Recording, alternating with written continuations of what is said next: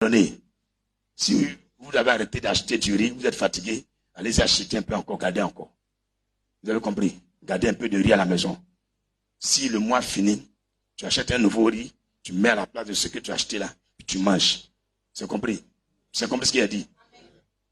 Par exemple, si tu as acheté 2 sacs de riz, si le mois finit, que tu achètes un autre sac de riz, tu prends un des anciens, puis le deuxième, si tu achètes l'autre ancien qui est là, au fur et à mesure, jusqu'à on va finir l'année. Il ne faut pas laisser ta maison sans nourriture en réserve. Même si la rentrée est arrivée, il faut acheter, il faut te la mettre là. D'accord? D'accord? Je t'ai parlé, non? Un jour, quelqu'un m'a dit, pasteur, les prophéties s'attardent. Il dit, c'est pas moi qui donne. Que le jour, j'ai dit que Gbagbo va quitter le pouvoir là. C'était en 2006. Ça s'est réalisé en 2010. Tu as entendu? C'est en 2006, il a dit. À Yopougon Jesco, les femmes qui vendent au marché là, à Jesco, il a dit Jesco, Sikoji, elles m'ont insulté, que moi je mens. J'ai donné des papiers blancs noirs, c'est ce que je pouvais faire, les photocopies, les papiers partagés. Ils ont déchiré. Quand le jour ça s'est réalisé là, je suis parti là-bas. Dans la crise, moi j'étais à Abidjan ici. Je partais à Yopougon, je partais partout. Donc je suis parti, il n'y avait même pas quelqu'un au marché même. Donc quand c'est bien fini, ils sont revenus là. Je suis reparti là-bas avec camion, et carré. Commence à leur dire. Il y a une qui a dit, c'est sûr que c'est toi, il dit c'est moi. Elle dit, moi, j'ai déchiré ton papier, donne-moi le numéro là aussi. Puis elle a donné le papier là. Tu as compris ce que je t'ai dit? Moi, je n'avais rien contre Gbagbo. Mais j'étais couché dans une maison quelque part à Jesco. Le Seigneur me dit, tu as vu quoi hier nuit? J'ai dit, bon, j'ai vu des choses que je ne comprends pas. Puis il a commencé à m'expliquer.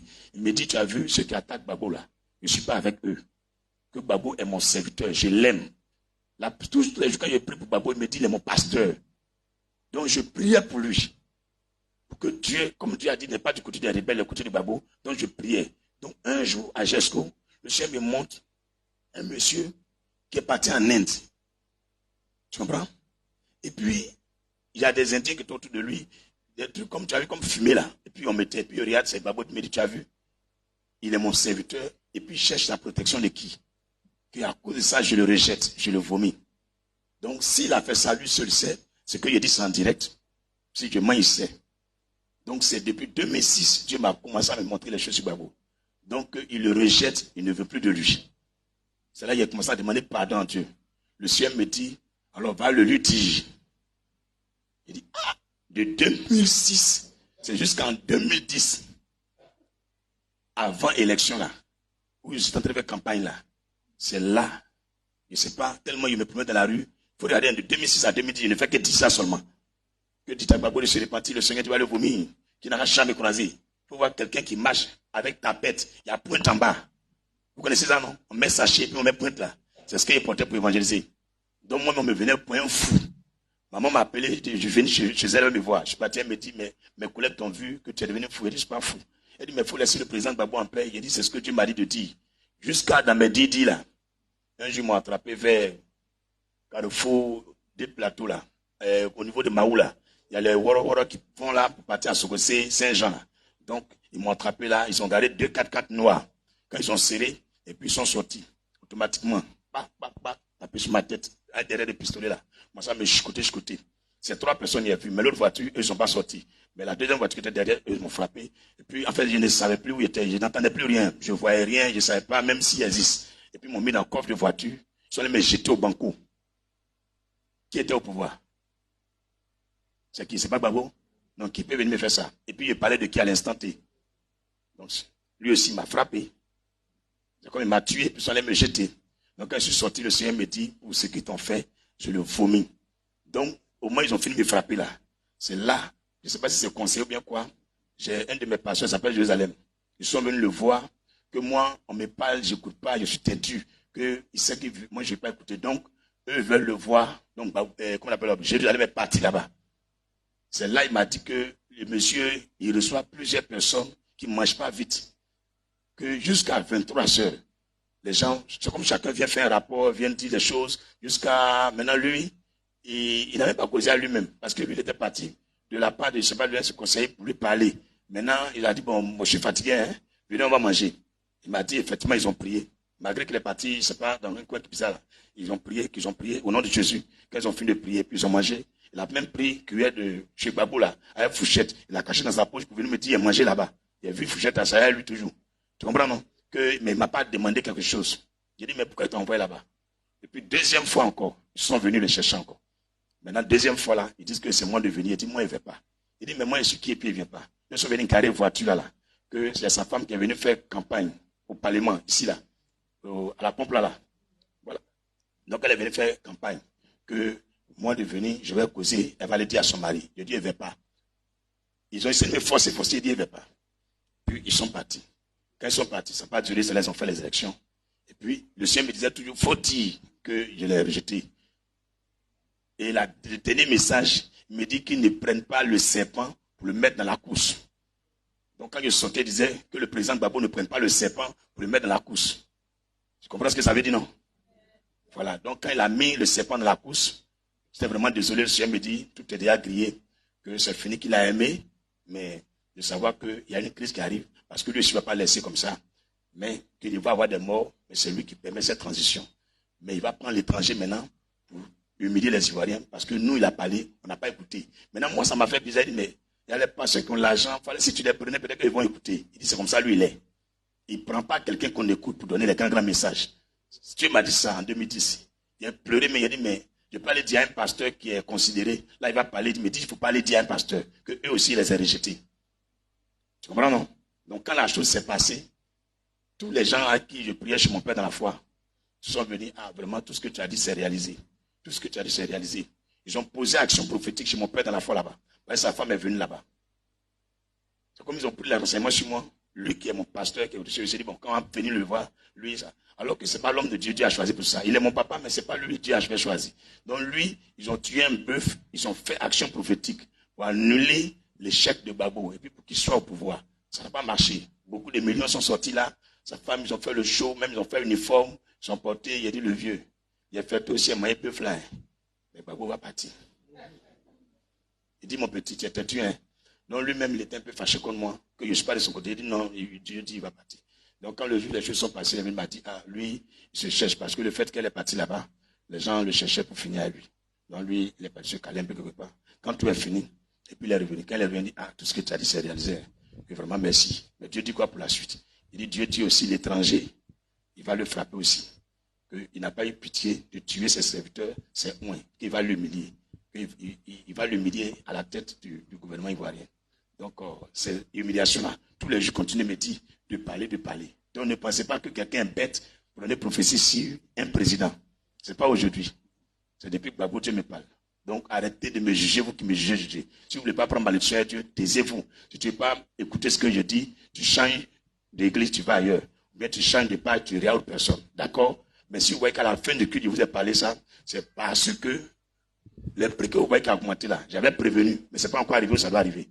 Ce n'est pas encore arrivé où ça doit arriver. J'ai vu combien d'aubergines? À combien? 3 aubergines. 3 aubergines à 500.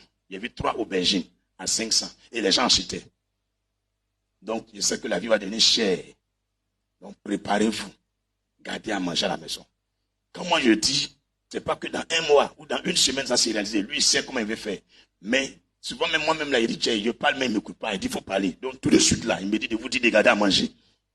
Matin, Bonnet a attrapé ma main comme ça. Il m'a répété ça. J'essaie de poster encore vidéo là. Gardez à manger chez vous. Je vous demande pardon. Gardez à manger chez vous. Quand vous mettez votre enfant à l'école, une fois qu'il est midi, si tu n'es pas loin, va le chercher toi-même. Parce que de toute façon, il a fini de parler là, cette fois-ci là. Il faut commencer à faire échouer ça. Parce qu'il a pensé qu'en faisant pont de crédit là, ça va distraire les Ivoiriens. Mais il voit que moi, ça ne me distrait pas. Je vous dis, le président, tout son temps est fini. On s'en fout de pont. Donc il va mélanger tout. En fait, les gens qui sont autour de lui là, ils ne vont pas vouloir se rendre comme ça. Donc il aura quelque chose. Parce que quelqu'un qui a les armes, même si l'autre est mort, ils vont terroriser les gens. Parce que dans leur pensée, ils se disent que quelqu'un va venir prendre le pouvoir. Parce qu'ils se disent que peut-être l'information est partie. Donc ils vont le soulever pour l'envoyer en France. Pour essayer de le réanimer. Faire un sosie pour l'envoyer. Ça n'a pas marché. Donc 1 mois, 2 mois, on ne verra pas le président. 3 mois, on ne verra pas le président. Et puis ils auront honte. Parce qu'il y a les événements où il doit être là. Comme il n'a pas, il va se faire représenter. Les gens vont commencer à s'inquiéter. Et puis, paf, c'est fini, changement de pouvoir. Et c'est son petit frère qui doit prendre le pouvoir. Le ministre de la Défense, il dit ça clair. C'est le projet qui est là. C'est pourquoi Ambak est mort. Ambak n'est pas d'accord. Bon Koulibaly n'est pas d'accord. Soro Guillaume n'est pas d'accord. C'est pourquoi ils sont morts. Lui, on veut l'arrêter parce qu'il ne peut pas accepter un truc comme ça. Qu'est-ce que lui a à voir à faire des RHDP? Les gens qui sont sacrifiés sont morts. Le monsieur de la défense, je suis vraiment désolé, tu n'as rien à voir dans tout ça là. Et les gens qui sont déjà livrés pour le pays, ça c'est au niveau de votre RHDP là-bas. C'est eux qui devraient gérer le pays. Ils ne sont plus là. Donc tous les gens qui sont autour d'Adoula, il n'y a pas un que Dieu a choisi dedans. Tout RHDP là, c'est fini. De toute façon, PDCI est fini. Comme ça, RHDP est fini. C'est fini. Lui a fait des présidents là. Il n'y a pas un qui sera présent encore parmi eux. Peut-être que PDCI là, ils vont changer de nom. Ils vont changer de nom. Et puis ils vont peut-être un jeune à la tête. Pour qu'un jour les Sénégalais les aiment encore. Sinon, pour devenir président encore là, c'est fini. PDCI sera plus président. RHDP sera plus président. C'est des nouvelles générations. Des candidats indépendants, des gens simples qui vont venir. Ils seront présidents. Ils ne sont même pas milliardaires même. C'est des gens simples. C'est des gens qui vont les soutenir, qui vont leur donner l'argent. Donc, c'est pas loin. C'est presque arrivé. Mais pour opérer cette transition, ils vont bloquer tout. Vous connaissez dans les coups-feux, état d'urgence là. Donc, voiture ne sort pas. Voiture ne rentre pas. Donc, ça va terroriser la population. Le peu qui est ici va devenir cher. Tu comprends un peu? Donc, c'est comme si pour vendre même aubergine ou bien pour vendre graines là. C'est comme drogue. Ça va devenir cher. Donc, je vous demande pardon, gardez à manger. Eux là, c'est normal qu'ils ne s'écoutent pas. Parce qu'ils aiment à dos. Ça, c'est leur problème. Mais vous qui croyez en Dieu là, quand je finis là, allez-y demander à Dieu aussi. S'il vous parle, écoutez, gardez à manger. Dites à vos parents de garder à manger. Au village, dites à vos parents d'augmenter la quantité d'igname qu'ils produisent. D'élargir les champs. Parce qu'ils vont gagner l'argent bientôt. C'est eux qui vont devenir riches. Parce que le riz ne pourra plus venir au port. L'aéroport sera bloqué. Donc c'est les vivriers qui sont ici là. C'est les planteurs là qui vont gagner l'argent. Donc dites à vos parents qui font champs là, ils n'ont qu'à augmenter, mettre des hectares dessus, ils vont gagner l'argent bientôt. C'est bien compris ce qu'il a dit?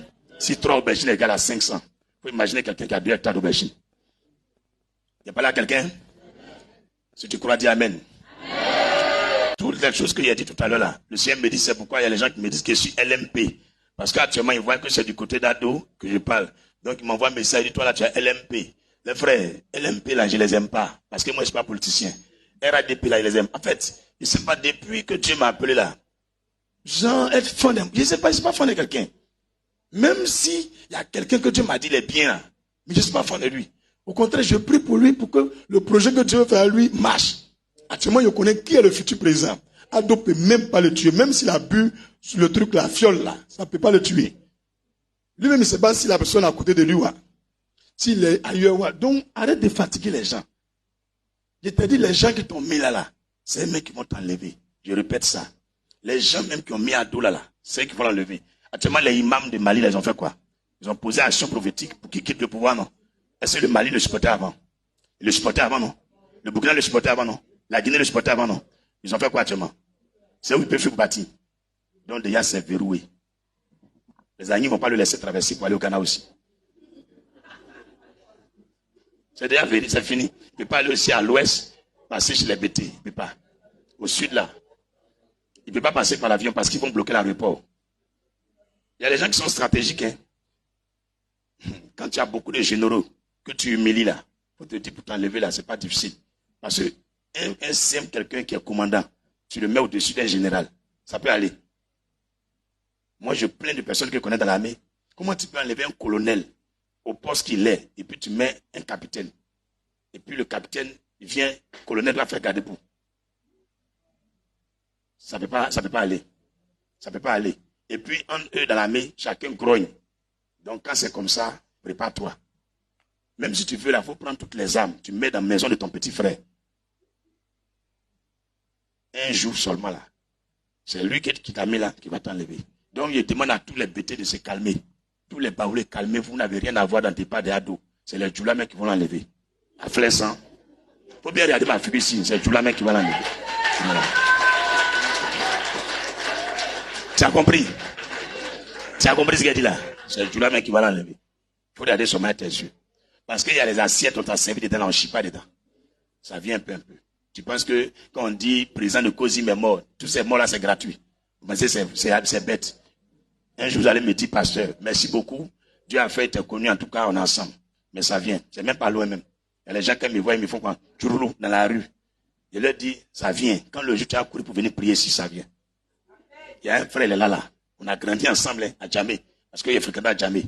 Maintenant, là, le fait que je ne supporte pas celui qui a la bouche tordue, quand il me voit, il fait ça. Voilà, un jour tu vas voir. Un jour, il a arrêté de dire, hey, vous me faire voir ce qu'il doit voir. Moi, là, tu vois que mes problèmes sont non, il n'y a pas peur de vous.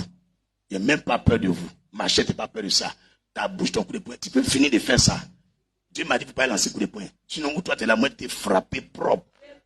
Et puis, attraper ça, mais il ne peut pas enlever. Il peut bouger, il ne peut pas bouger. Tu vois, moi, tu es frappé propre, ça va pas quelque part. Ok, dans là-bas, connerie là. Alléluia.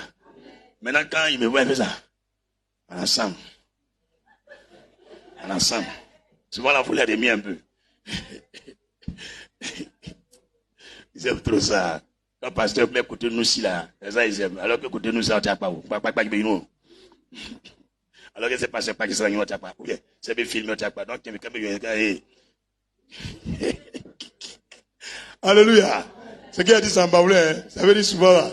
Quand il chauffe d'un moment, il fait les petits, vraiment les petits, c'est tout. Il n'a rien dit de mal. Qui comprend un peu ce qu'il dit là même? Expliquez aux autres. Ah.